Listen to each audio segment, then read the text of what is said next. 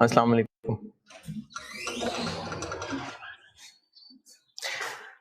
दुरूद शरीफ पढ़ना है।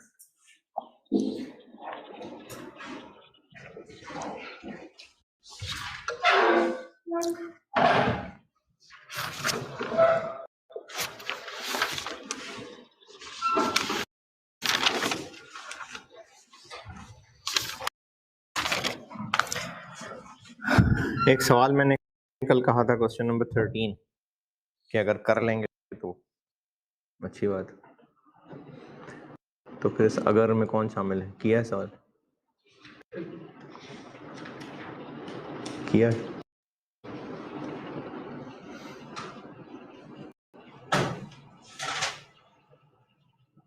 आपने?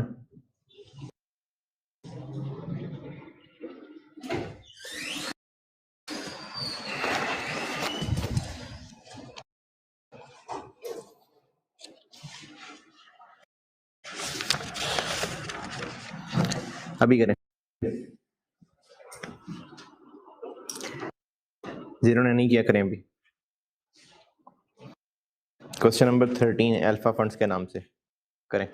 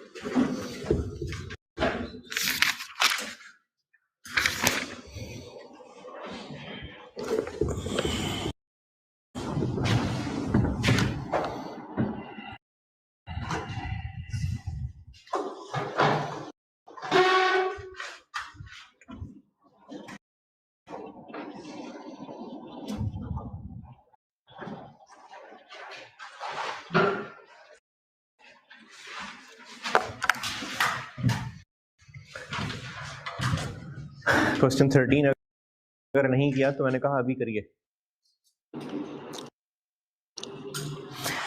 हाँ जी, क्वेश्चन इसमें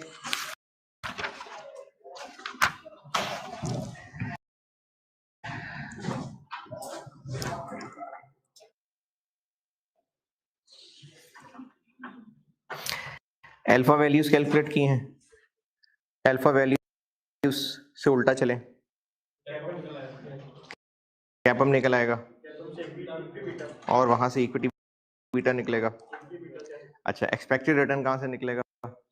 वो ऊपर वाला टेबल से P1 भी है, P0 भी है, D1 भी है। वहां से कैपम रिटर्न निकलेगा, कैपम रिटर्न से बीटा निकलेगा। और ये मैंने जब कैपम पहले दिन साबित करके दिया था तब ये बात बोली थी, शायद ये पता नहीं बाद में बोली थी कि इसको इक्विटी बीटा। हाँ, तो वो जो कैपम में होता है वो इक्विटी बीटा होता है। तो वहां से इक्विटी बीटा निकलेगा हर एक का।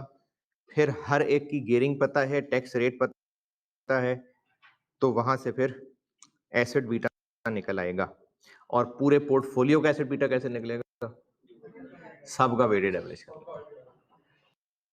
तो इस कैलकुलेशन में बताइए अगर किसी को कोई मुश्किल परेशानी है तो जी।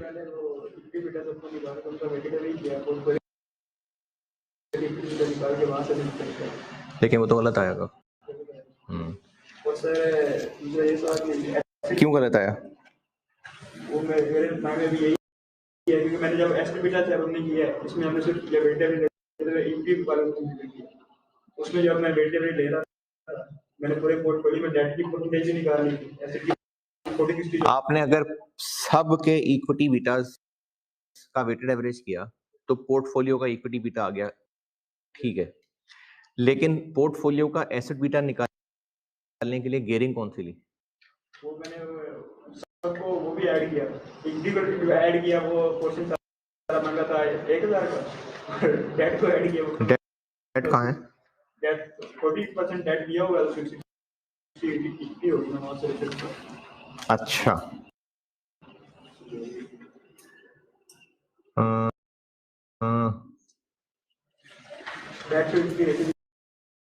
तो उससे फर्क निकला आंसर? मैंने टोटल अमाउंट दिया। अच्छा, जो बता रहे हैं वो बज़ाहिर लग तो ठीक रहा है।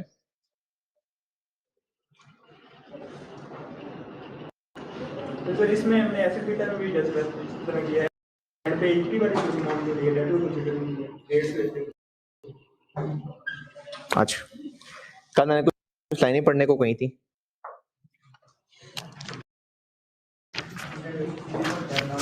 Asset beta, equity beta, debt beta, तो उन लाइनों में ना मैंने दो बातें लिखी हैं जो कल मैं ज़बानी नहीं बोल सका, लेकिन बहरहाल आपको लाइनें पढ़ने को बोला था मैंने, पेज 151 मेरी नई बुक में।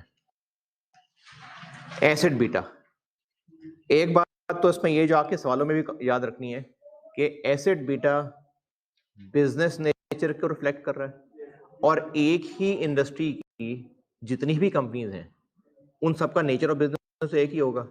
तो एक ही इंडस्ट्री या एक ही सेक्टर में जितनी भी कंपनीज हैं सबका एसेट बीटा सेम होगा।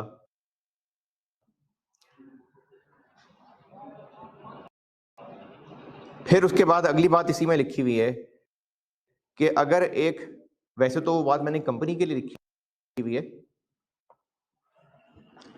लेकिन वो पोर्टफोलियो के लिए भी चलेगी। पहले पोर्टफोलियो बताता हूं। एक पोर्टफोलियो में जितने शेयर्स हैं उन सब के एसेट बीटास लिए, और एसेट बीटास होते हैं इग्नोरिंग डेट।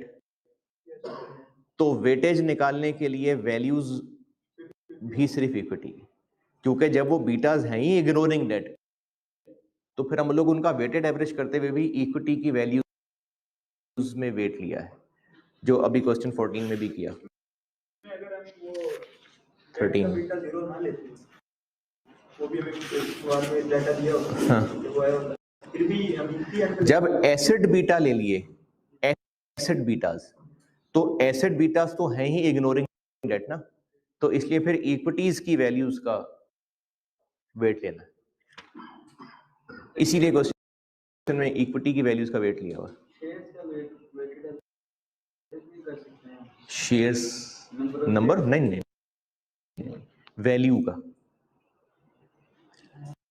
ये कल भी की थी बात कि यहां जब भी हमें परसेंटेजेस लेनी है, रेशो लेनी है डेट इक्विटी की, तो वो हमेशा मार्केट वैल्यूज।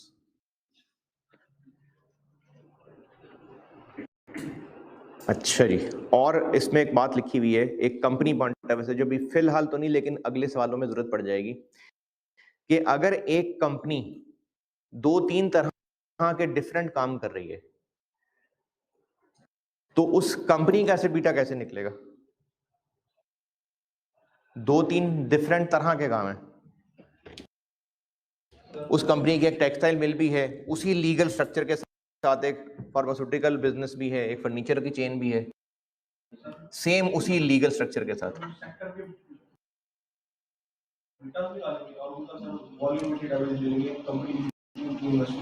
हाँ जी, ये आगे ना अभी फिलहाल तो नहीं, लेकिन आगे सवालों में इसकी जरूरत पड़ जाएगी कि अगर एक कंपनी एक से ज्यादा तरह के काम कर रही है तो हर तरह के काम का अलग अलग एसेट बीटा, तो उस कंपनी का एसेट बीटा कैसे निकाल सकते हैं?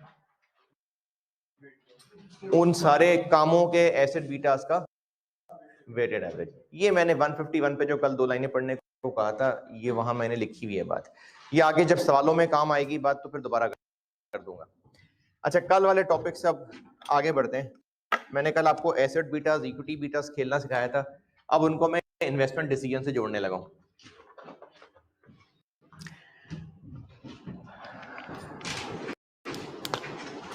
ये मैं इस वक्त जो यहाँ बोर्ड पे कर रहा हूँ ना, ये पहले देख लें पूरा, उसके बाद अगर आप चाहें नोट करना तो आपकी मर्जी है। अगर आपको लगे कि बस समझ आ गया तो बेशक ना नोट करना, पहले मुझे पूरा खेलने दें यहाँ पे मैं क्या कर रहा हूँ। वैक इज इक्वल टू के और इक्विटी का वेट प्लस केडी और डेट का वेट, यानी के और केडी का वेटेड एवरेज होता है वैक। अगर ये किसी बिजनेस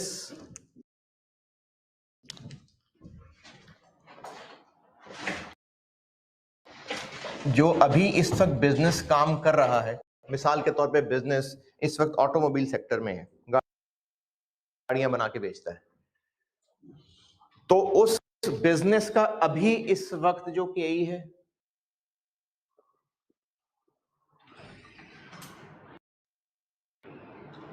अभी इस वक्त जो केडी है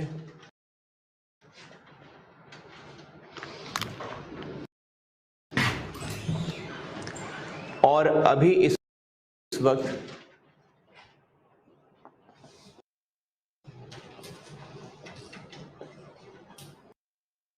जो गेयरिंग है, उसके मुताबिक निकला हुआ है बिजनेस का वैक।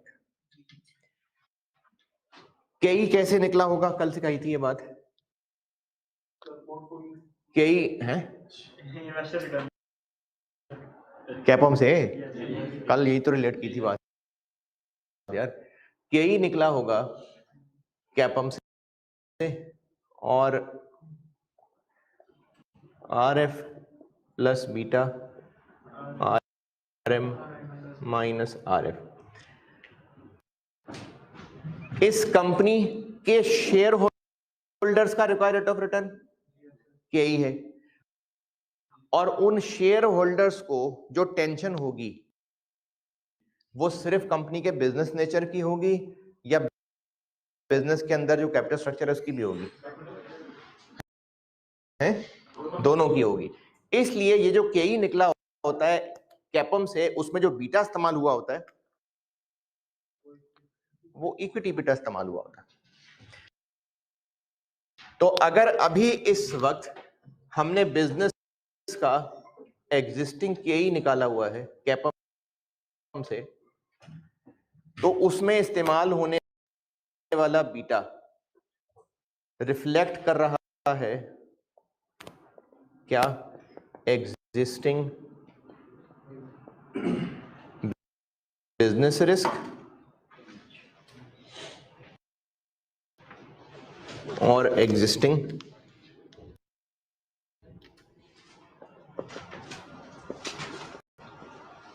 फाइनेंशियल रिस्क या एग्जिस्टिंग गियरिंग कह लो।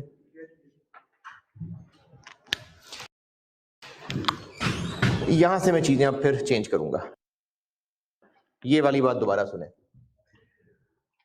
अभी ही शुरू हुआ पढ़ाना, इससे पहले कुछ नहीं बताया।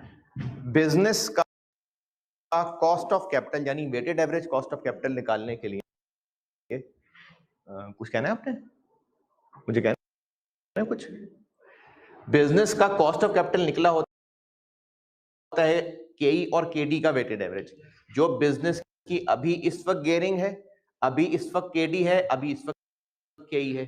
केई निकला होगा कैपम से निकला होगा, ये वाला फार्मूला लगा होगा, और केई होता है बिजनेस के इक्विटी इन्वेस्टर्स की टेंशन, और इक्विटी इन्वेस्टर्स की टेंशन, उनको दोनों टेंशनें होती हैं, बिजनेस नेचर की भी टेंशन और गियरिंग की भी टेंशन।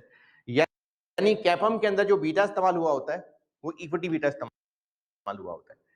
क्योंकि इस वक्त हम बिजनेस के एग्जिस्टिंग काम की बात कर रहे हैं, तो उसके अंदर जो इक्विटी बीटा इस्तेमाल हुआ है उसमें क्या रिफ्लेक्टेड है, एग्जिस्टिंग बिजनेस नेचर और एग्जिस्टिंग गियरिंग। यहां तक अगर बिजनेस, और मैंने मिसाल दी है कि ये जो कंपनी जिसकी हम बात कर रहे हैं ये ऑटोमोबाइल इंडस्ट्री में, ये गाड़ियां बना के बेचते हैं। अभी अगर ये बिजनेस,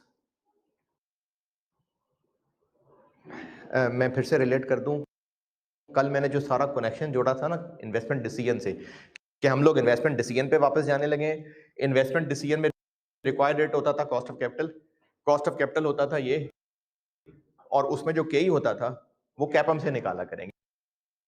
वहां से मैंने अब आगे बढ़ाई है बात, क्योंकि मुझे आज वाली बात में वो एसेट बीटा वगैरह चाहिए था, इसलिए मैंने कल इस बात को यहीं रोक के वो एसेट बीटा और इक्विटी बीटा की प्रैक्टिस कराई थी। अब वापस मैंने वो सिलसिला जोड़ा। अगर ये ऑटोमोबाइल इंडस्ट्री है, ऑटोमोबाइल सेक्टर में इस कंपनी का काम है, तो अगर तो इस कंपनी ने अपने एग्जिस्टिंग काम का एक प्लांट और लगाना हुआ, यानी एग्जिस्टिंग काम को एक्सपेंड करना हुआ, तो इन्वेस्टमेंट डिसीजन है, प्लांट सेटअप करना है। अगर इस एक्सपेंशन से डेट इक्विटी पे भी फर्क ना पड़ना हो, तो बिजनेस को इस इन्वेस्टमेंट डिसीजन यानी इस नए प्रोजेक्ट में पैसा लगाते हुए इसमें चेंज आ जाएगी गियरिंग में। मैं बात रिपीट कर रहा हूं, बिजनेस अभी इसी वक्त जिस काम को कर रहा है, गाड़ियां बना के बेचता है, अगर वो इसी काम का और प्लांट लगाना चाहे, यानी एक्सपेंशन की तरफ चाहे, और उनका प्लान भी गियरिंग चेंज करना ना हो, यानी अगर वो पहले 50-50 पे हैं, तो उनको चाहिए कि जो 300 मिलियन और चाहिए, 150 मिलियन इक्विटी से ले लेंगे, 150 मिलियन डेट से ले लेंगे, तो इससे उनकी गियरिंग पे फर्क पड़ेगा। अगर वो इस एक्सपेंशन में चले गए तो बिजनेस नेचर पे फर्क पड़ेगा, क्यों नहीं?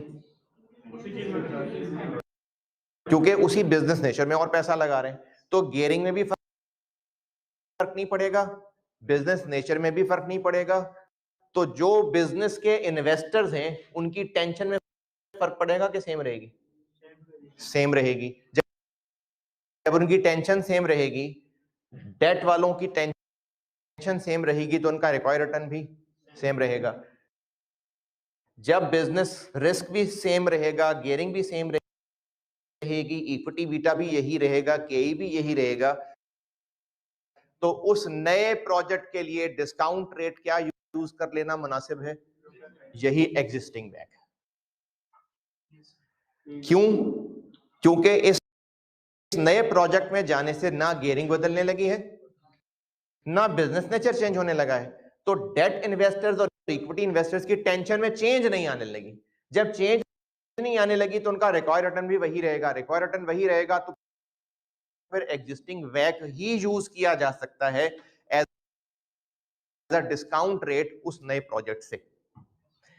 तो जो अब तक हमने इन्वेस्टमेंट डिसीजन के सवाल किए थे ना, उनमें या तो आपको वैसे ही डिस्काउंट रेट दिया होता था, या फिर अगर उन सवालों के अंदर discount rate cost of capital के नाम से दिया हुआ था, तो बेशक उस सवाल में मजीद कहानी नहीं सुनाई थी, लेकिन अंदर की बात यह है कि वो उसी काम को एक्सपेंड करने लगे थे।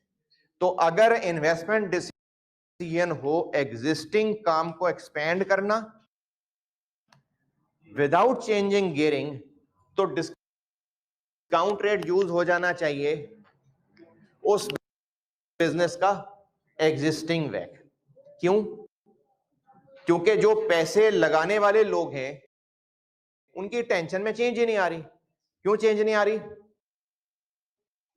क्योंकि बिजनेस नेचर भी वही है और गियरिंग भी चेंज नहीं होने लगी। तो जब उनकी टेंशन चेंज नहीं हो रही तो उनका रिक्वायर्ड रिटर्न चेंज नहीं हो रहे, इसलिए एग्जिस्टिंग वैक चल जाएगा उस एक्सपेंशन प्रोजेक्ट के डिस्काउंट रेट के लिए।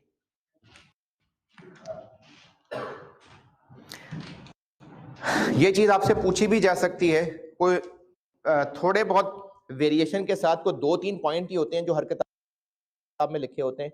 मैंने भी छोटे छोटे करके अपनी बुक में लिख दिए।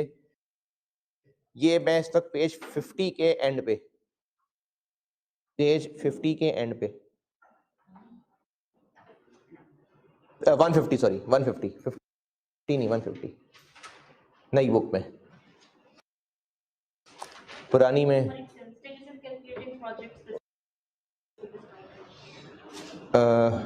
इससे पिछला 185, पुरानी बुक में 185 होगा। मैंने एक छोटा सा डब्बा बनाया है सर्कमस्टांसेस जहां पर एग्जिस्टिंग वैक यूज हो सकता है। 186 पेज पुरानी बुक में, नई बुक में 150 पेज। ये जरा डब्बा पढ़ के देख लें, ये आपसे थ्योरेटिकली भी पूछा जा सकता है। आईकैप की बुक में भी लिखा हुआ है। खैर कभी इस तरह की बात पूछी जाए तो मैंने कहा था कि आईकैप की बुक के ना ग्लॉसरी देख के तो आप यहां पहुंच सकते हैं। अपनी बुक में भी मैंने बहरहाल बिल्कुल टू दी पॉइंट करके लिखा हुआ है कि अगर जिस प्रोजेक्ट में पैसा लगाना है वो प्रोजेक्ट सेम रिस्क वाला हो, कैपिटल स्ट्रक्चर भी सेम रहना हो, और को बहुत बड़ा काम भी ना हो, बस मामूली सा एडिशन ही हो बिजनेस के अंदर, मार्जिनल टू दी कंपनी के मुताबिक यही कह सकते हैं कि बस थोड़े से काम की एक्सपेंशन करने जा रहे हैं। इनमें ऐड आएगा। हाँ एंड तो फिर एग्जिस्टिंग वैक यूज हो जाना चाहिए। लेकिन अगर नए प्रोजेक्ट में जाने के लिए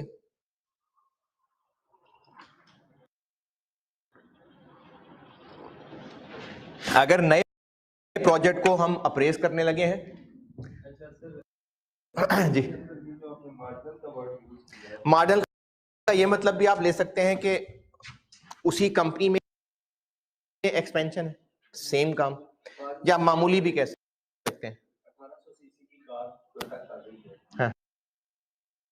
वो इंट्रोड्यूस करवा देती है 900 सीसी एक न्यू इन्वेस्टमेंट कर रही है, तो ये मार्जिनल वाले में हम कंसीडर करेंगे। हाँ जी, मतलब उसी नेचर का ही है ना, मतलब वही गाड़ियां, उसी तरह की गाड़ियां, वही सेडान कार है।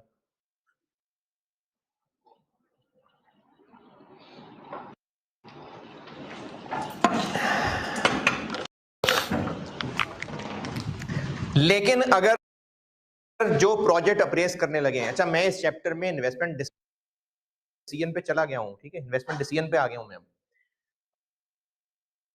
अगर हमने जिस इन्वेस्टमेंट डिसीजन को अप्रेस करना है उसके लिए गियरिंग चेंज होने लगी है, और उर्दू वाला भी कह सकते हैं, इंग्लिश वाला भी कह सकते हैं, बिजनेस नेचर भी चेंज होने लगी। यानी पहले बिजनेस है गाड़ियां बनाने वाला, अब सोचना है क्यों ना हम फर्नीचर बना के बेचना शुरू कर दें, है तो दोनों पे बैठना होता, तो फर्नीचर बेचना शुरू कर दें। तो अगर फर्नीचर बेचना शुरू कर दें और फर्नीचर बनाना शुरू कर दें तो अब बिजनेस नेचर बदलने की वजह से ये वाला बीटा रेलेवेंट नहीं रहेगा। क्यों रेलेवेंट नहीं रहेगा? क्योंकि इस बीटा के अंदर उस कंपनी का एग्जिस्टिंग बिजनेस नेचर शामिल था, जो कि मेरी मिसाल में ऑटोमोबाइल्स थी। अब अगर वो फर्नीचर सेक्टर में जाना चाह रहे हैं तो ये वाला बीटा नहीं चलेगा उसके लिए, तो फिर ये वाला के ही नहीं चलेगा, फिर ये वाला वैक नहीं चलेगा। तो या तो बिजनेस नेचर चेंज होने लगा हो, या फिर गियरिंग चेंज होने लगी हो, या दोनों चेंज होने लगे हो। दोनों में से कोई एक चेंज होने लगा हो या दोनों चेंज होने लगे हो, तो इनके लिए फिर एग्जिस्टिंग वैक नहीं चल सकता, क्योंकि उस वैक में जो इन्वेस्टर्स के रिक्वायर्ड रेट ऑफ रिटर्न थे, जो उनकी अपनी अपनी टेंशंस के मुताबिक रिक्वायरमेंट थी, उनमें अगर मैं मेनली के की बात कर लूं तो उनकी टेंशन इन दोनों चीजों को लेके थी। तो अगर बिजनेस रिस्क चेंज होने लगा है, कैपिटल स्ट्रक्चर चेंज होने लगा है, लोगों की टेंशन बदलने लगी है, तो उनके यकीनन रिक्वायर्ड रिटर्न चेंज हो जाएंगे। तो अब इस प्रोजेक्ट से डिस्काउंट रेट एग्जिस्टिंग वैक नहीं यूज हो सकता। उसके लिए एक हल होता है प्रोजेक्ट स्पेसिफिक डिस्काउंट रेट, वो सिखाने लगा हूं, और एक एपीवी हल होता है, वो अगली क्लास में सिखाऊंगा। अगले वीक मतलब।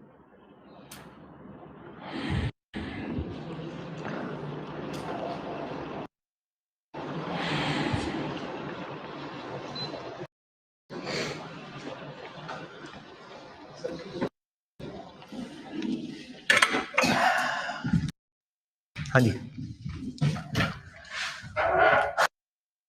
तो मैं आपको अभी इस वक्त पहले, यानी अभी प्रैक्टिस कराता हूं, अगली क्लास में और प्रैक्टिस करते हैं, और एक सवाल होमवर्क दे दूंगा। वो सिखाने लगा हूं प्रोजेक्ट स्पेसिफिक डिस्काउंट रेट। तो पहले मैं आपको प्रोजेक्ट स्पेसिफिक डिस्काउंट रेट सिखाने लगा।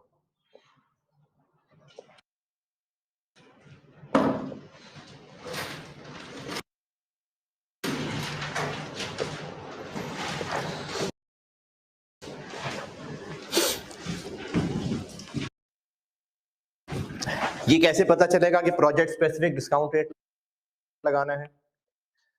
अगर तो सवाल में नाम लेके एपीवी मेथड कह दिया हो, जो कि आज तक जब भी टेस्ट हुआ है नाम ही लिया होता है, तो फिर एपीवी टेक्निक से करना है। एपीवी एक टेक्निक है, वो अगले वीक में सिखाऊंगा। अगर तो नाम ले दिया एपीवी का, फिर तो एपीवी मेथड ही लगाना है। लेकिन अगर एपीवी का नाम नहीं लिया और जिस प्रोजेक्ट की हमने इन्वेस्टमेंट डिसीजन मेकिंग करनी है वो एग्जिस्टिंग से डिफरेंट है, तो फिर इसका मतलब आपने प्रोजेक्ट स्पेसिफिक डिस्काउंट रेट लगाना है, और ये सवाल से पहचाना जाएगा।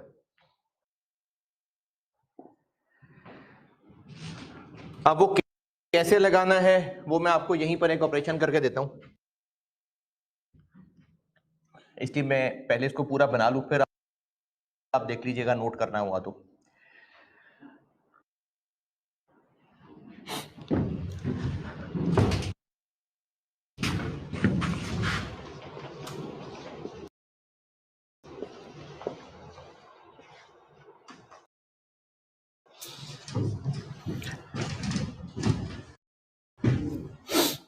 मैं मिसाल ये ले रहा हूं कि ऑटोमोबाइल इंडस्ट्री है और वो फर्नीचर का यूनिट लगाना चाह रहे हैं, तो ये केई रेलेवेंट क्यों नहीं रहा? क्योंकि इसमें ऑटोमोबाइल सेक्टर का रिस्क रिफ्लेक्टेड है, इसकी जगह फर्नीचर का होना चाहिए। अगर हम ऐसा करें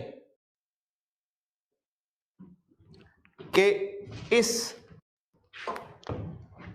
इक्विटी बीटा को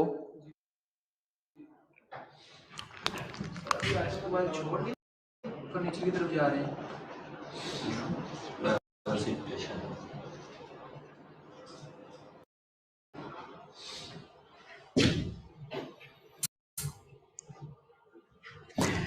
नहीं फर्नीचर पे मजीद जाने लगे, तो जो एग्जिस्टिंग इक्विटी बीटा है उसमें एग्जिस्टिंग बिजनेस नेचर और एग्जिस्टिंग गेयरिंग शामिल है।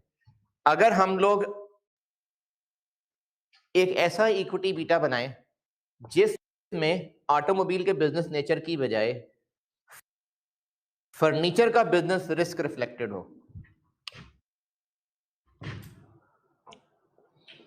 प्रोजेक्ट स्पेसिफिक,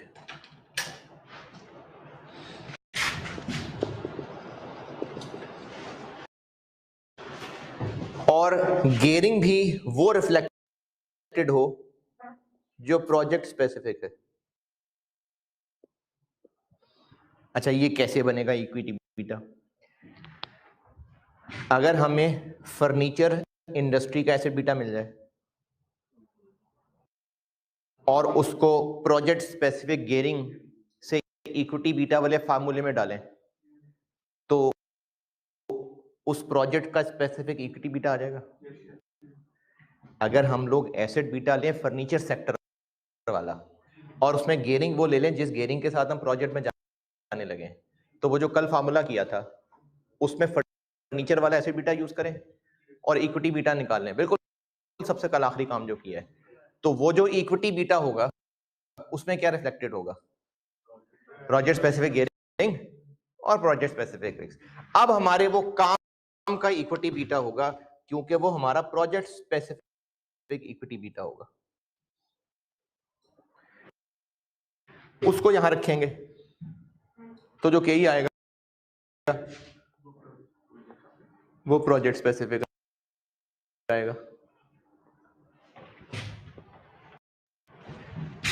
गियरिंग भी इस डेट इक्विटी के लिए प्रोजेक्ट स्पेसिफिक डाल देंगे, तो इससे जो वैक आ जाएगा वो प्रोजेक्ट स्पेसिफिक आ जाएगा।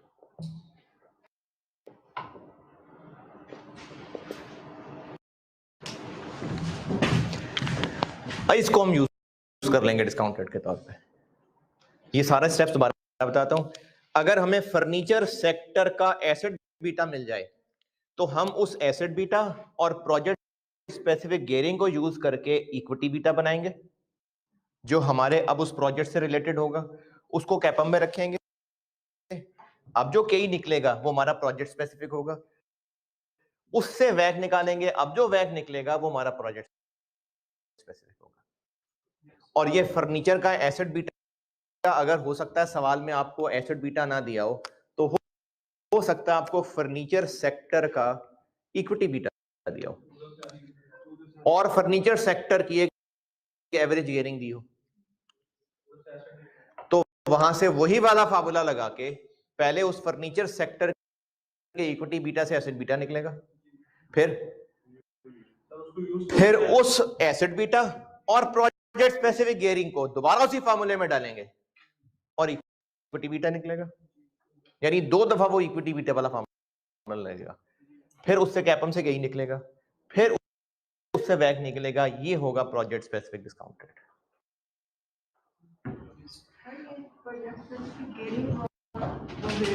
जी जी, ये मैंने इसी मार्कर भी सेम रखा था।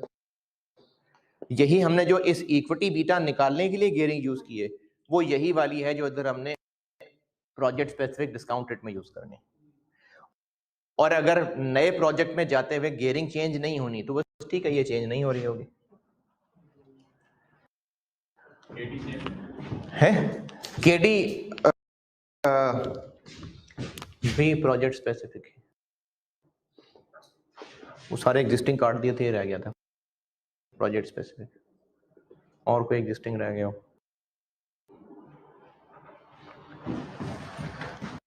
यानी अब हमने वैक के लिए सारी चीजें प्रोजेक्ट स्पेसिफिक वाली यूज करनी है, तो अब ये प्रोजेक्ट स्पेसिफिक डिस्काउंट रेट बन जाएगा। पहले मैं एक रॉ डाटा बताता हूं, उससे प्रैक्टिस कर लेते हैं, फिर पास्ट पेपर पे आ जाते हैं। इसको अगर नोट करना है तो मर्जी है, नोट कर लें, ये काटा बीटा जो भी हुआ है। नहीं करना तो भी कोई बात नहीं है।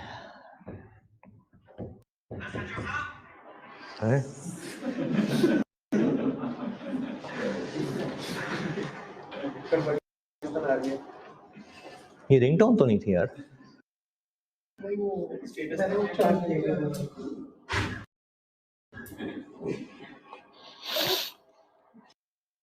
ये सर जो रिटर्न ऑन मार्केट है, ये वही 100 आरएम तो स्टॉक मार्केट का है ना, वो तो केएसई 100 इंडेक्स का। आरएम आरएफ तो वही है।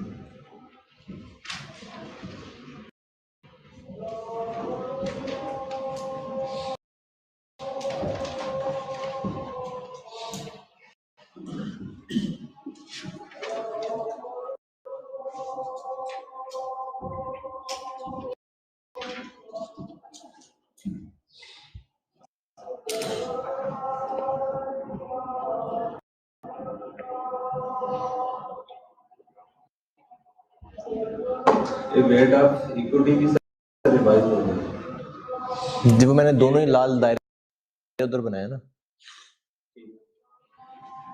गियरिंग भी चेंज हो जाएगी ना, गियरिंग चेंज होगी, वेट भी चेंज होगा। गियरिंग कोई वेट लिया हुआ है ना हमने।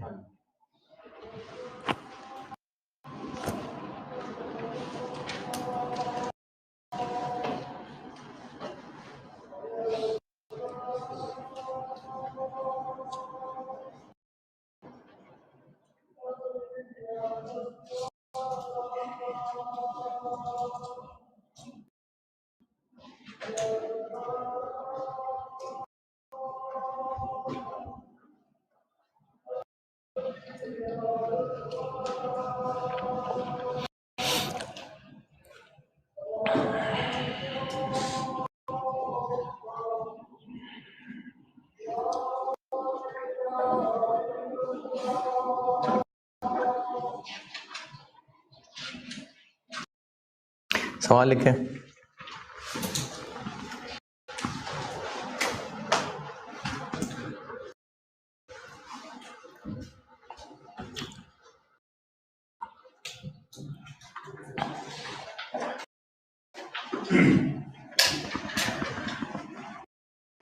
टू दी पॉइंट डाटा लिखवा रहा हूं सिर्फ। कंपनी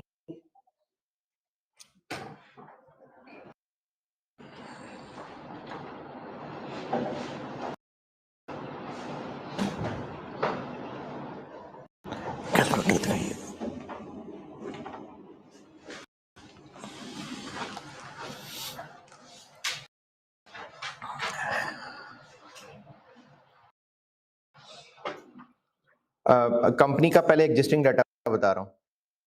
टेक्सटाइल सेक्टर में है कंपनी, नहीं कंपनी अभी इस वक्त टेक्सटाइल कंपनी है।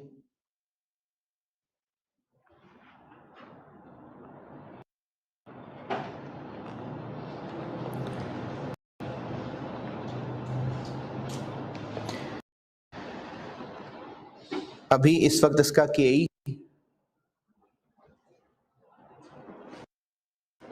16.2% है।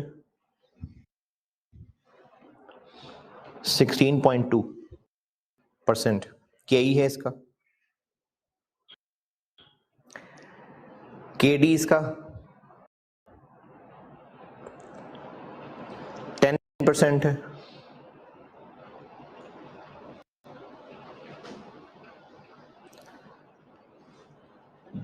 डेट इक्विटी 40-60 है, यानी 40 डेट है, 60 इक्विटी है।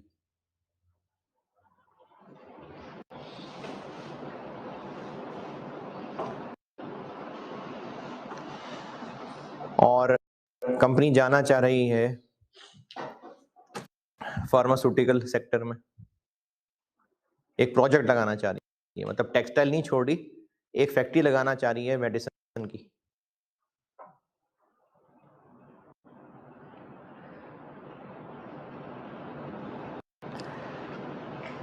प्रोजेक्ट स्पेसिफिक गियरिंग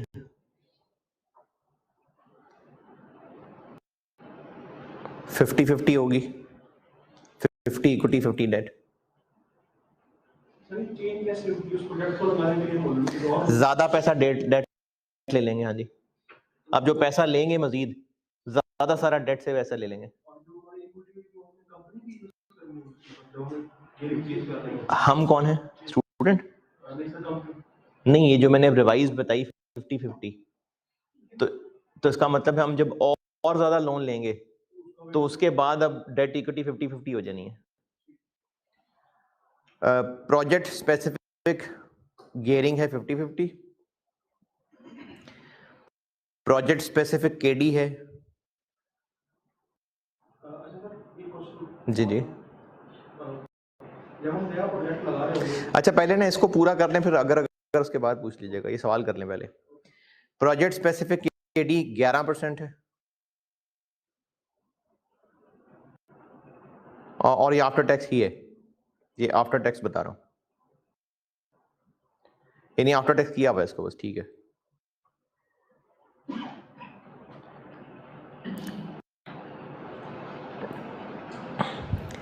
अब लिखें डेटा फार्मास्यूटिकल इंडस्ट्री का। फार्मास्यूटिकल इंडस्ट्री का डेटा लिखें।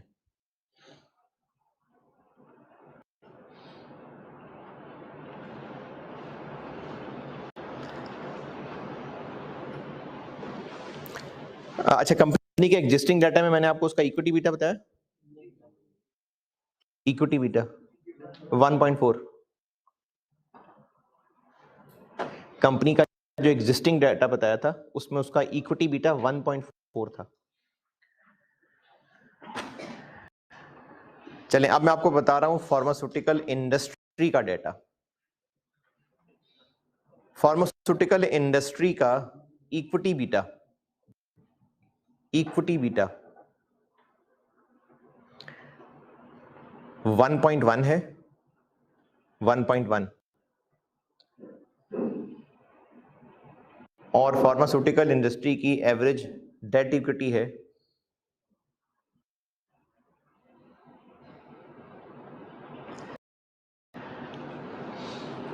25-75, यानी 25 डेट है, 75 इक्विटी है। ये उस सेक्टर का एवरेज डाटा बताया है। सारा डाटा रिपीट कर रहा हूं, पहले मैंने आपको एग्जिस्टिंग का डाटा बताया जो कंपनी है इस वक्त, उसकी मैंने इक्विटी बीटा 1.4 बताया है, केई 16.2% बताया है, केडी बताया है 10%, वो भी आफ्टर टैक्स है, और गेयरिंग बताई थी 40-60। ये एग्जिस्टिंग डाटा था। अब कंपनी जाना चाह रही है एक नया प्रोजेक्ट लगाने, वो फार्मास्यूटिकल इंडस्ट्री का है, तो उस नए प्रोजेक्ट को लगाने के लिए जो गेयरिंग यूज होगी अब वो 50-50 है, और जो केडी इस प्रोजेक्ट के लिए होगा वो होगा 11%। फिर मैंने आपको फार्मास्यूटिकल इंडस्ट्री का एवरेज डाटा बताया है, जिसमें सिर्फ दो बातें बताई हैं। एक उस इंडस्ट्री का एसेट बीटा, नहीं सॉरी, इक्विटी बीटा बताया है 1.1, और उस इंडस्ट्री की एवरेज डेट इक्विटी बताई है 25-75। और बस अब दो चीजें और लिख लें, एक लिख लें टैक्स रेट 30% है, टैक्स रेट 30% है, और RF 5% है।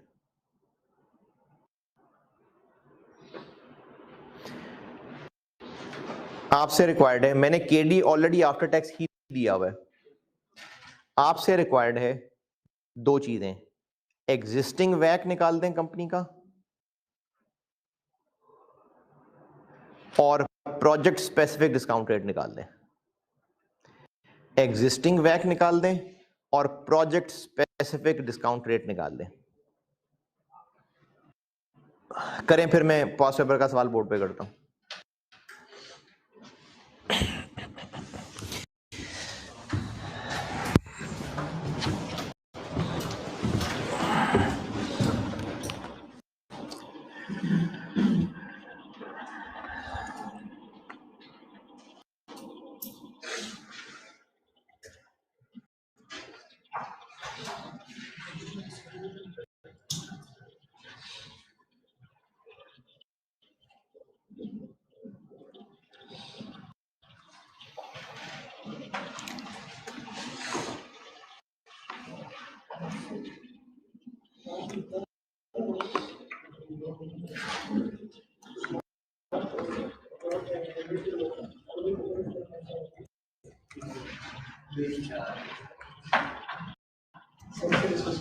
क्या हो गया?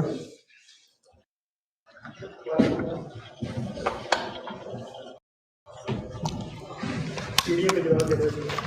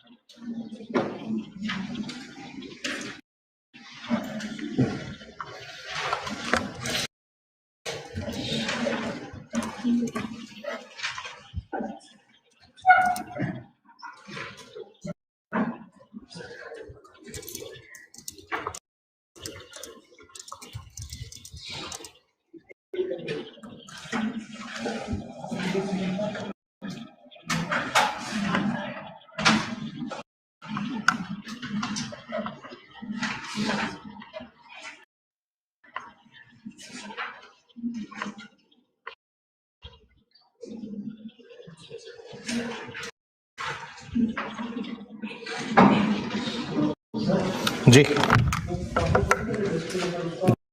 जो हाँ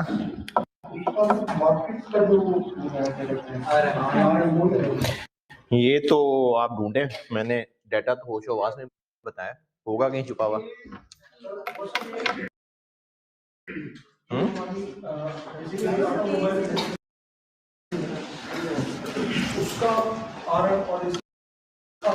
आरएम तो मार्केट का है ना, आरएम तो स्टॉक मार्केट का है। हाँ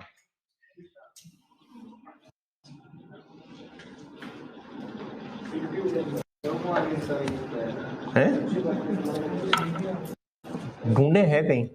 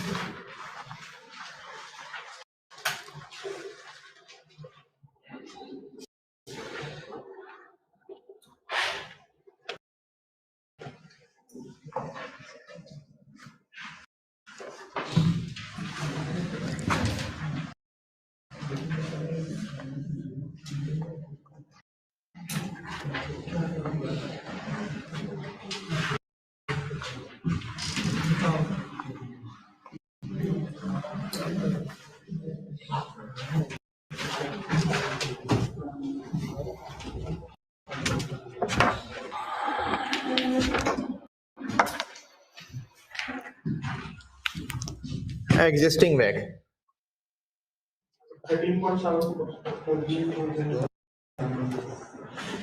16.2% यही है, और इक्विटी का वेट है अभी फिलहाल 60%, केडी 10% है और इसका वेट है 40%, 13.7। ये हो गया existing. Project specific discount rate के लिए बीटा से शुरू करते हैं।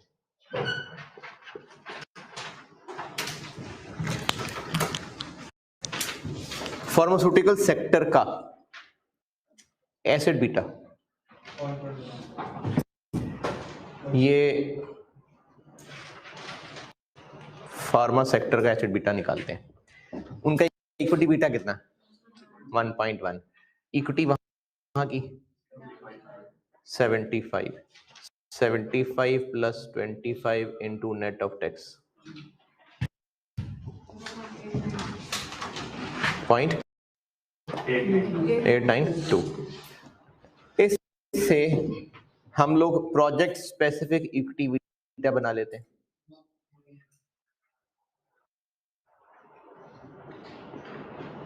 ये वाला ऐसे बीटा यूज कर लेते हैं और डेट इक्विटी प्रोजेक्ट वाली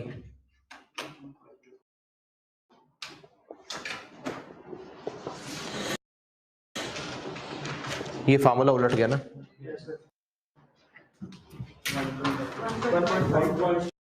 1.52 ये हमारा प्रोजेक्ट स्पेसिफिक इक्विटी बीटा बन गया। यहां तक कोई एतराज, परेशानी, तकलीफ? 1.52 यहां से निकाल लेते हैं कैपम। आरएफ तो है 5%, बीटा निकल आया, लेकिन ये मार्केट रिस्क प्रीमियम नहीं है। RM 8%, market risk premium 8%। कैसे? आपको मैंने एग्जिस्टिंग केई दिया हुआ है। अगर आप एग्जिस्टिंग केई का फार्मूला यूज करें तो 16.2% निकला होगा। 5% आरएफ प्लस इसका बीटा था 1.4 इनटू मार्केट रिस्क प्रीमियम इस्तेमाल हुआ होगा। इसको सॉल्व करें तो मार्केट रिस्क प्रीमियम आ जाएगा 8%। कौन सा 0.7? ये तो नेट ऑफ टैक्स किया ना, इसको टैक्स रेट लिया ना। तो केडी किधर है? केडी मैंने कहा निकाला? केडी तो मैंने कहीं नहीं लिया यहाँ। तो अब ये मार्केट रिस्क प्रीमियम आ गया 8%, तो प्रोजेक्ट स्पेसिफिक केई बन गया 14. इस 14.07 की कैलकुलेशन में बताएं जो पूछना।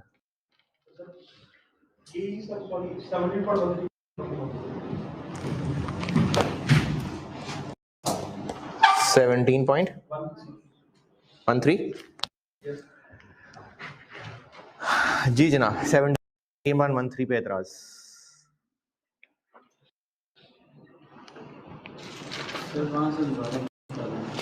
ये नीला नीला ठीक है। हमें इसके लिए यहां पर RM माइनस RF चाहिए था, तो RM मैंने नहीं दिया था, लेकिन इतना पता था कि इस बिजनेस का जो एग्जिस्टिंग केई है वो यकीनन इस फार्मूले से निकला होगा जिसमें इसका एग्जिस्टिंग इक्विटी बीटा 1.4 इस्तेमाल हुआ होगा। इसको, ये मैंने कैपा वाला फार्मूला लगाया है, ये RM माइनस RF है, तो इसको रीअरेंज करेंगे तो ये निकल आएगा 8%। अब ये इस कैपम फार्मूले में रख दिया जाए। ये आ गया प्रोजेक्ट स्पेसिफिक केई और प्रोजेक्ट स्पेसिफिक केडी दिया हुआ है, प्रोजेक्ट स्पेसिफिक गियरिंग दी हुई है, तो प्रोजेक्ट स्पेसिफिक डिस्काउंट रेट आ जाएगा 14.07। केई इक्विटी का वेट प्लस केडी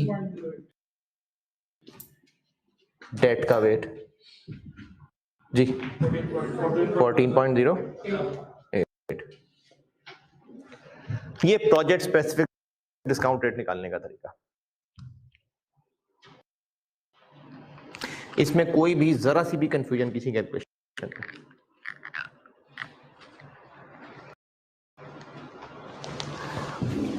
इसका एक बड़ा अच्छा जामे सवाल था, है पुराना लेकिन बड़ा अच्छा सवाल था प्रैक्टिस का। वो करते हैं। Question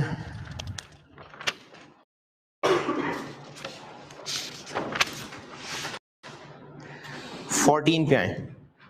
question 14, Mac fertilizer limited. ये मिल मिला के करते हैं हम।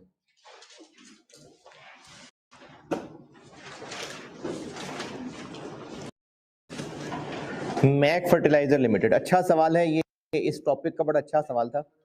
जी जी क्या एग्जिस्टिंग का कि प्रोजेक्ट स्पेसिफिक का?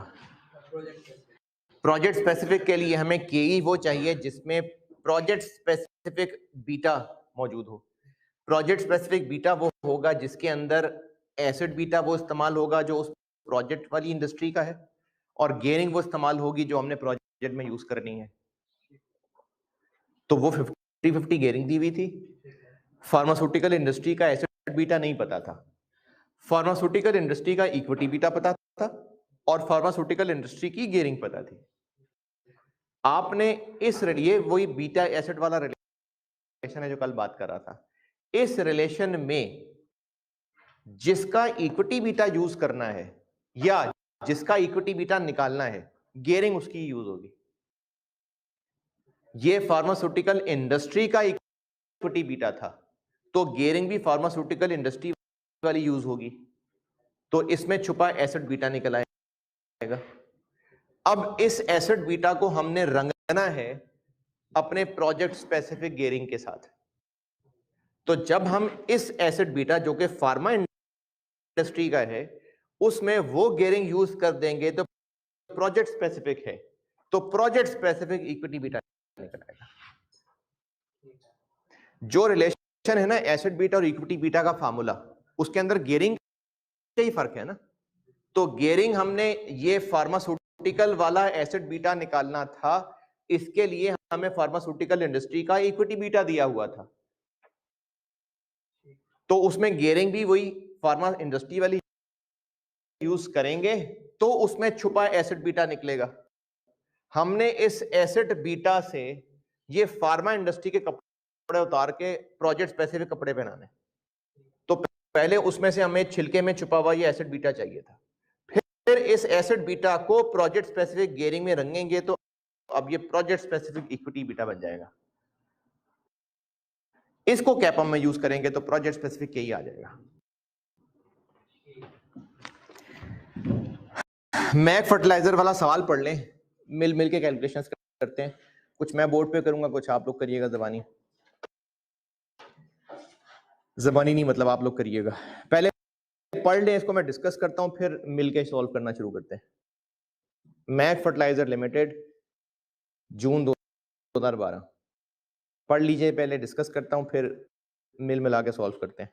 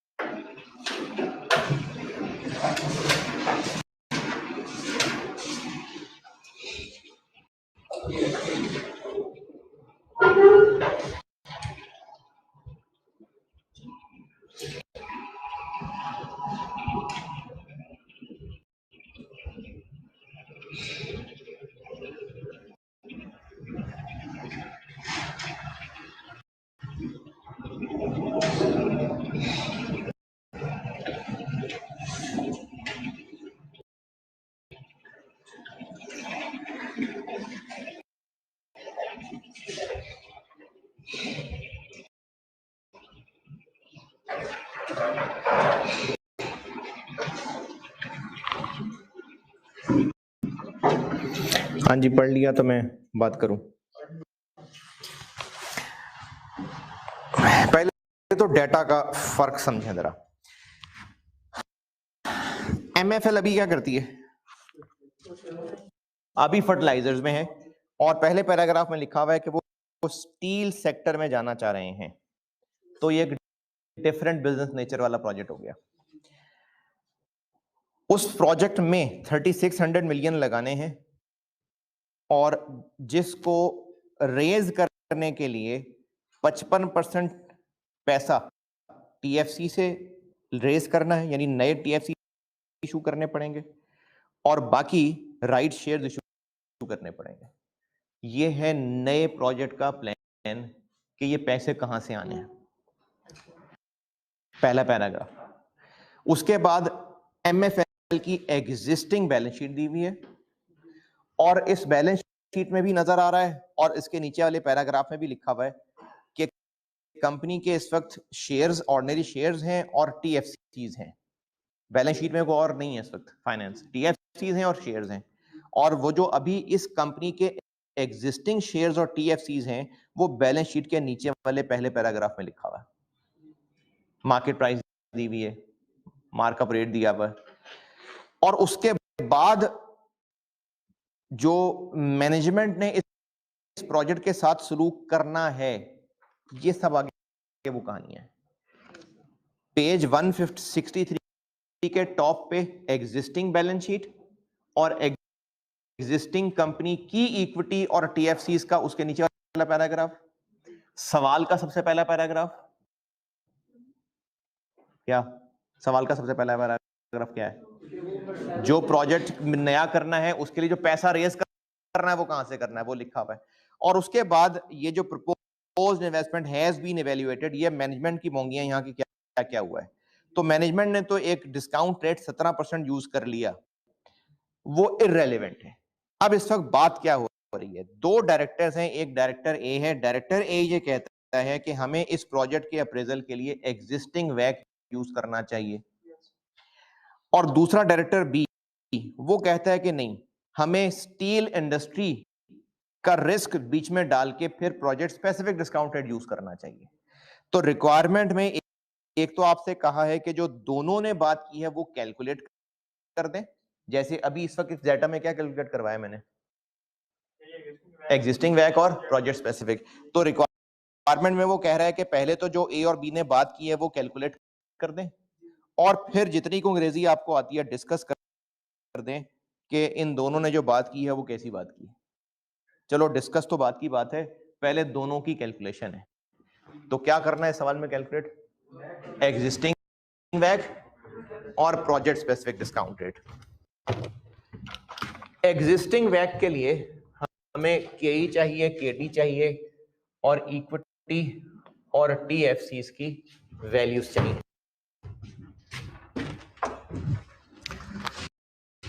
ये है जी जून 12 कि दिसंबर 12 और मेरी बुक में क्वेश्चन है ये 14। पहले एग्जिस्टिंग वैक निकालते हैं जो कि डायरेक्टर ए की ख्वाहिश है।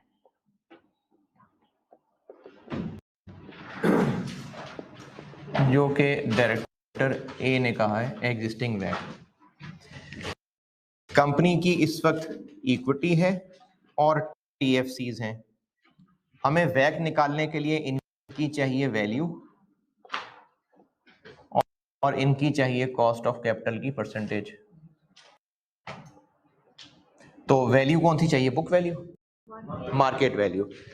इस कंपनी के शेयर्स टोटल हैं कितने? बैलेंस शीट से पता चल रहा है 700 मिलियन शेयर्स हैं। 10 रुपए का एक है तो 7,000 की जगह 700 हो गया। 700 मिलियन शेयर हैं और एक मार्केट में कितने का है? इसी बैलेंस शीट के नीचे 80 रुपए का। तो इक्विटी की वैल्यू हो गई जी 56,000 मिलियन। और टीएफसीज टोटल इस वक्त कितने हैं? बैलेंस शीट में आपको नजर आ रहा है 100 रुपए का एक है और 28,000 को 100 से डिवाइड कर लें तो 280 मिलियन टीएफसीज हैं और एक मार्केट में कितने का रूल रहा है? 102.5। अच्छा, अगर हम लोग चूंकि वैक निकालने लगे, अगर ये जो 102.5 है ये कम इंटरेस्ट होती वैल्यू तो इसको एक्स इंटरेस्ट बना के फिर यहां लिखते हैं, क्योंकि हमें कॉस्ट ऑफ कैपिटल में x interest x dividend value use करनी होती है। तो ये तो ऐसा कुछ कहा नहीं, इसलिए बस ये एक्स इंटरेस्ट ही है। कितनी? 28700। ये हो गया इक्विटी और डेट की वैल्यू 84700। केई और केडी कैसे निकालें? केई निकालने का क्या डाटा दिया हुआ है? Dividend model, MM model, कैपम। तो कैपम का डाटा है। अब कैपम के लिए आपको आरएम आरएफ बिल्कुल आखिर में नजर आ जाएंगे और एग्जिस्टिंग का इक्विटी बीटा 1.3 दिया हुआ है, तो वहां से केई निकलेगा। और केडी कैसे निकलेगा? आपको इस एग्जिस्टिंग पिछला चैप्टर मार्केट वैल्यू भी दी हुई है, रिडेम्पशन भी है, इंटरेस्ट रेट भी है, टैक्स रेट भी है, तो आईआरआर निकालना पड़ेगा। केई और केडी निकालें, एग्जिस्टिंग केई और एग्जिस्टिंग केडी निकालें आप अभी।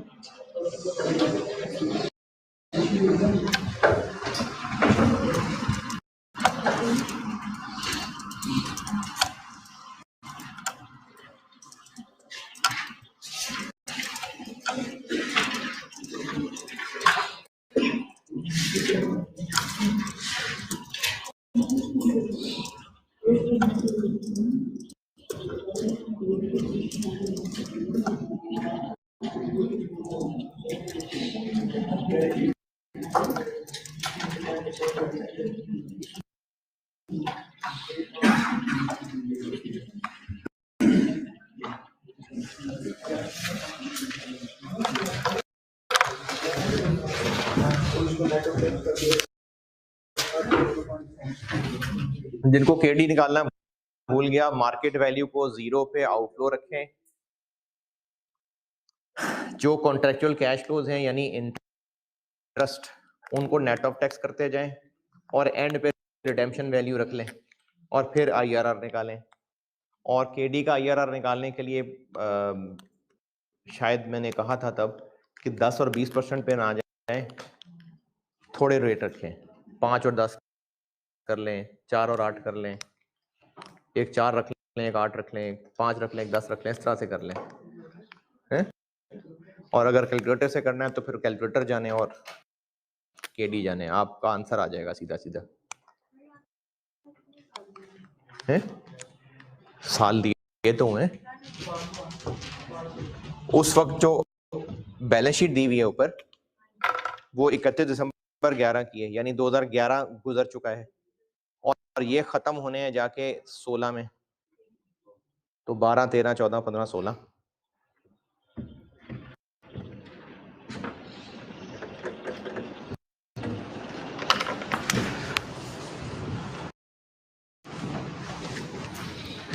हाँ जी, कई कितना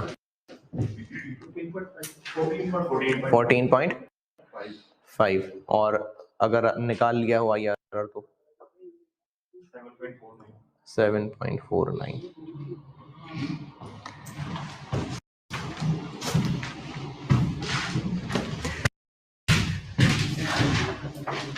इन दोनों का वेटेड एवरेज करेंगे तो वैक आ जाएगा, और वो इस टेबल में भी कर सकते हैं, जैसे आप इनको मल्टीप्लाई कर दें,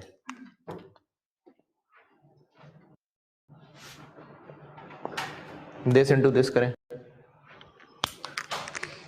56,000 इंटू 14.5, 812 है नहीं यार, 56,000 इंटू 14.5%, 0। ये रुपीज मिलियन है, थाउजेंड है? ये 1000 के बाद ऊपर मिलियन है। मिलियन है ना? 28,700 इंटू 7.49%, 50, 10,270, और वैक आ जाएगा, इसको उससे डिवाइड कर दें।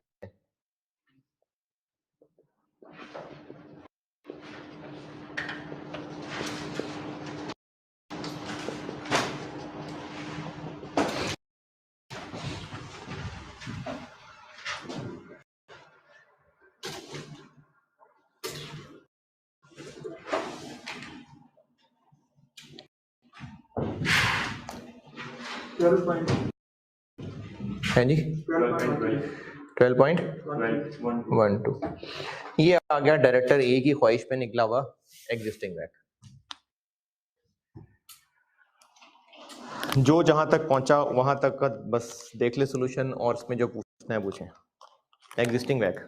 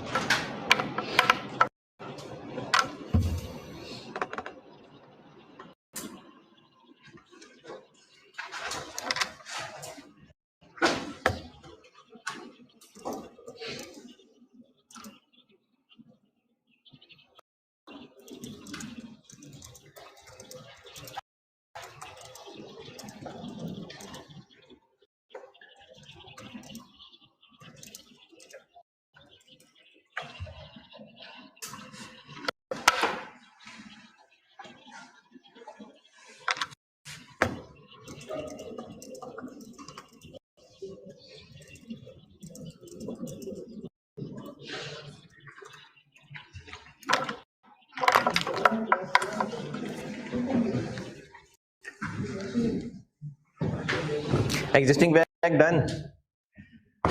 डायरेक्टर बी क्या कहता है?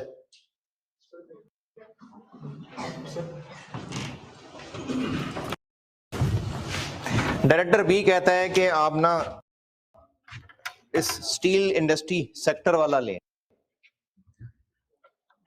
तो उसके लिए क्या करना है?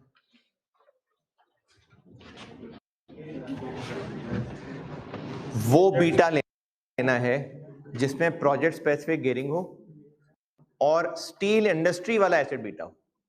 तो उसके लिए आपको स्टील इंडस्ट्री की एक कंपनी का डाटा दिया हुआ है। वो किस लिए दिया डाटा? उस कंपनी का एसेट बीटा निकालें। चूंकि वो स्टील सेक्टर का कंपनी का एसेट बीटा होगा, तो वही एसेट बीटा हम भी यूज कर सकेंगे। निकला एसेट बीटा,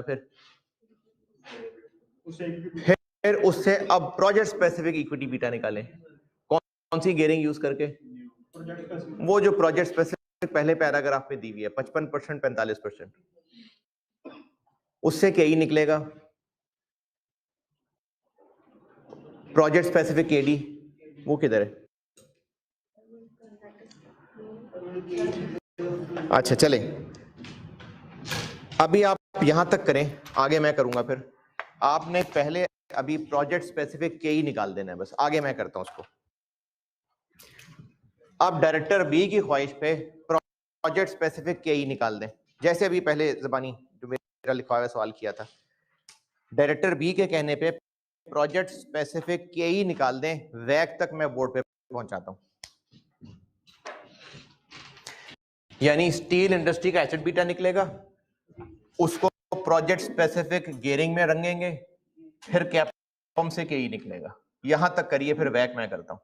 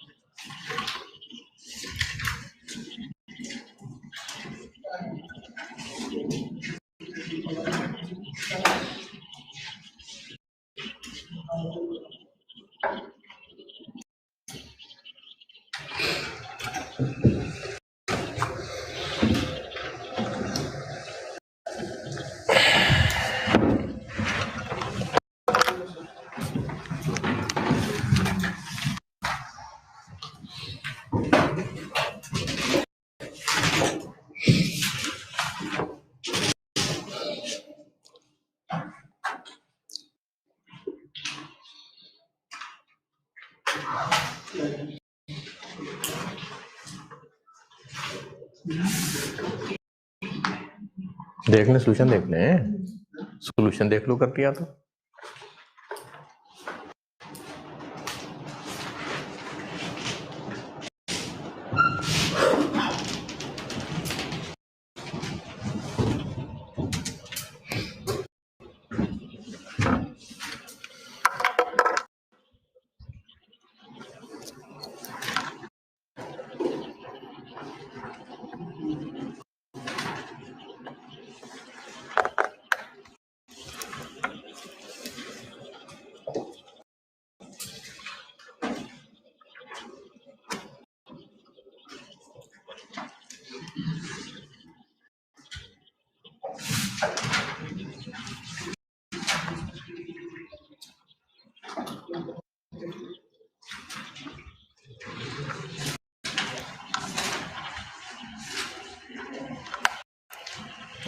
हाँ जी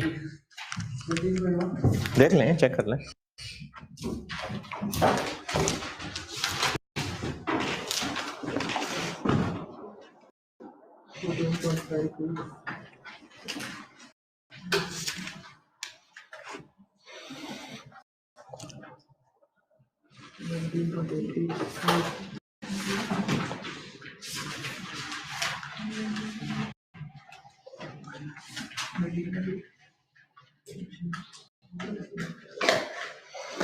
हाँ जी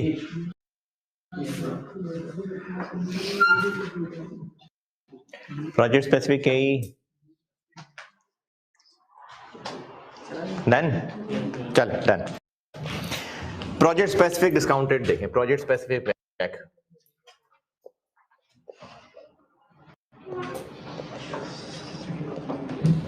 यानी डायरेक्टर बी।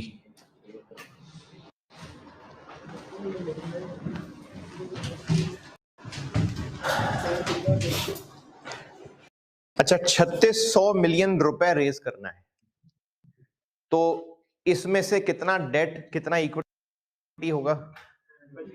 55% डेट और 45% इक्विटी। तो बस 55% और 45% यूज कर लेते हैं। 3600 मिलियन का कुछ करने की जरूरत ही नहीं है। KE निकाल लिया, गेयरिंग पता है, KD पे आते हैं। इस प्रोजेक्ट के लिए TFCs नए इशू करने पड़ेंगे। ये पहले ही पैराग्राफ के नीचे लिखा हुआ है। क्या कूपन रेट होगा उनका? 12%। अच्छा एग्जिस्टिंग KD कैसे निकाला? एग्जिस्टिंग IRR क्या क्या यूज किया उसके लिए? एग्जिस्टिंग TFCs की मार्केट वैल्यू, उनके कैश फ्लोज, रिडेम्पशन वगैरह सब। और चूंकि मार्केट वैल्यू 100 से डिफरेंट थी तो यकीनन कूपन रेट के अलावा ही था कोई YTM। ये मैंने ना परसों बात की थी कि अगर किसी TFC की मार्केट वैल्यू भी और रिडेम्पशन वैल्यू भी फेस वैल्यू के बराबर हो तो यकीनन YTM कितना चल रहा होगा, लोगों का रिक्वायर्ड रिटर्न क्या चल रहा होगा? Coupon rate. तो 100 रुपए से ज्यादा आ रही है मार्केट वैल्यू, तो यकीनन लोगों का रिक्वायर्ड रेट ऑफ रिटर्न इस वक्त कूपन रेट से डिफरेंट चल रहा था, तो हमने वो निकाला। नए TFCs कितने के इशू करने हैं? नहीं, मैंने सवाल ही सही नहीं पूछा। नए TFC इशू करेंगे तो पार पे इशू करेंगे, डिस्काउंट पे इशू करेंगे, प्रीमियम पे इशू करेंगे? नहीं बताया। रिडीम कब होंगे? कितने पे होंगे? कुछ नहीं बताया। इन नए TFCs के बारे में कुछ भी नहीं बताया, सिर्फ इतना कहा है कि इनकी फेस वैल्यू 100 रुपए है और जो उनका कूपन रेट है वो 12%। तो इन TFCs के इशू कितने पे करना है कुछ नहीं पता, रिडीम कितने पे करना है कुछ नहीं पता। चलो अगर हम मान लें कि पार पे ही करना है तो फिर इसका इफेक्टिव या इसका IRR भी वही कूपन रेट 12% ही होगा। तो इसके लिए IRR निकालने की जरूरत ही नहीं है, इसी 12% को ही आफ्टर टैक्स कर लें तो वो KD बन जाएगा। एग्जिस्टिंग की चूंकि मार्केट वैल्यू थी ना और वो 100 से डिफरेंट आ रही थी, तो इसलिए आईआरआर निकालना पड़ा। नए हमें पता ही नहीं कितने पे इशू करने, डेटा ही नहीं है, तो फिर नए वाले 100 रुपए पे ही इशू करने होंगे, 100 रुपए पे ही रिडीम होने होंगे। तो अगर आप इसका आईआरआर निकाल भी लेंगे तो वो वही कूपन रेट 12% ही आएगा। तो इसलिए इसके बारे में हमें इशू प्राइस, रिडेम्पशन प्राइस कुछ नहीं बताई पा रही होगी, इसलिए इसका केडी आईआरआर से निकालने की बजाय सिंपली इसके इंटरेस्ट रेट को आफ्टर टैक्स कर लेंगे। क्यों कर लेंगे ऐसा, फिर सुन लीजिए। एग्जिस्टिंग का क्यों निकाला आईआरआर? क्योंकि मार्केट वैल्यू 100 से डिफरेंट थी, तो हमें इसका आईआरआर सही तरीका आईआरआर निकालना ही था। लेकिन इस नए वाले का कैसे निकालें आईआरआर? इशू प्राइस ही नहीं पता, रिडेम्पशन प्राइस ही नहीं पता। तो अगर वो मान लें 100 ही है, तो अगर 100 ही है तो उसका आईआरआर पे 12% ही निकलना है, उसका फिर निकलना ही 12% है। तो इसलिए हम सिंपली 12% को आफ्टर टैक्स कर लेंगे। केई निकाल लिया, केडी 12% का आफ्टर टैक्स और गेयरिंग 55 डेट और 45% इक्विटी। ये आ जाएगा प्रोजेक्ट स्पेसिफिक वैक। तो प्रोजेक्ट स्पेसिफिक वैक आ जाएगा, केई कितना निकाला है? 19.82%, इक्विटी का weight 45%, KD 12% net of tax. Tax rate क्या है? 30%। और डेट का वेट, ये प्रोजेक्ट स्पेसिफिक डिस्काउंट रेट आ गया 13.54।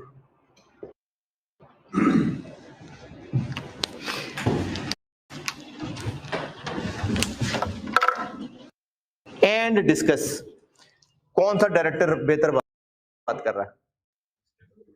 बी वाला। क्यों? क्योंकि ए कह रहा है कि एग्जिस्टिंग वैक चला लें, तो वो बात क्यों गलत है? क्योंकि एक डिफरेंट नेचर के प्रोजेक्ट में जाने लगे हैं। तो एग्जिस्टिंग वैक के अंदर जो रिस्क रिफ्लेक्टेड है वो तो एग्जिस्टिंग बिजनेस का रिफ्लेक्टेड है, जो कि फर्टिलाइजर है। तो हम चूंकि स्टील बिजनेस में जाना चाहते हैं, तो हमें ऐसा डिस्काउंटेड यूज करना चाहिए जिसमें स्टील इंडस्ट्री का रिस्क रिफ्लेक्टेड हो। इसलिए डायरेक्टर बी की बात ज्यादा बेहतर है। बस ये था सवाल। चलें लेक्चर 42 बस यहीं एंड करते हैं, ठीक है।